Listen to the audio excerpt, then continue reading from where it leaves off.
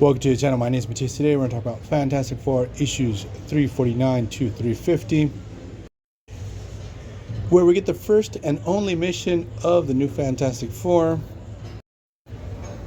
So this one's written by Walter Simonson, and we have fantastic art by Art Adams.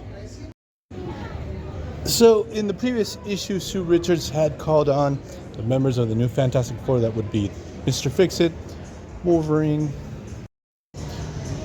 Spider-Man, and Ghost Rider, to avenge the Fantastic Four. Some unknown assailant has killed the original team and has sent all the monsters from Monster Island out on the world to destroy all the major cities. Now, unknown to the new Fantastic Four is that Sue Richards, that has called on them, is a Skrull imposter that has telepathic powers. Also, don't worry, the original Fantastic Four are not dead. They're just knocked out thanks to this neural disruptor. Now, this Skrull imposter, her name is Delilah. She's on the run. She's trying to find a weapon to take down the Skrull Empire. The thing is that we have a strike force of Skrulls also arriving on Earth, trying to hunt her down. They are the ones that sent out those monsters from Monster Island out on the world, trying to flush out Delilah. Now, it just so happens that the weapon that Delilah is looking for is on Monster Island. She sends the new Fantastic Four there. Obviously, on the way, the new team does clash with some of the monsters from Monster Island. I do have to correct myself. They're actually not going there to find the weapon.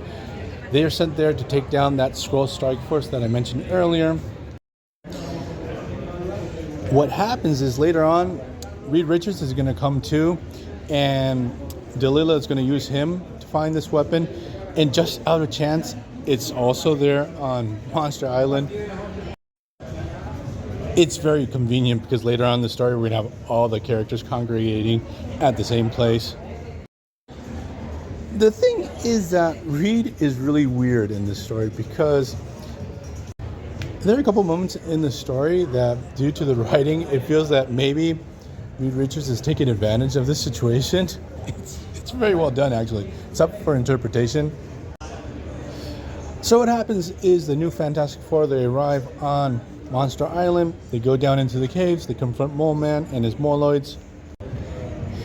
They discover that to this whole plot, the Skrulls are involved. They're able to smoke them out very persuasively. Now, the new Fantastic Four obviously discover, thanks to these Skrulls, that they were played by Delilah.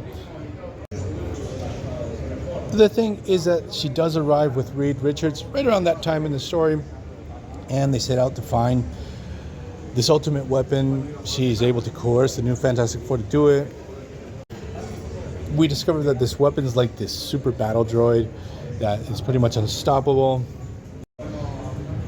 The thing is that when this droid is activated, it imprints itself on one of Moloid's giant monsters, and it thinks it's its mother. So it doesn't follow any of Delilah's orders. Oh, in the first video that I did on this specific arc, I did mention that the Skrulls, when they arrived on Monster Island, they thought possibly that the monsters there were like descendants or offshoot of the Skrulls. Reed Richards actually in this story does mention that the monsters at Monster Island are actually offshoots of the Deviants. So since the Skrulls are also Deviants on their planet, that's why they thought they were of Skrull descent.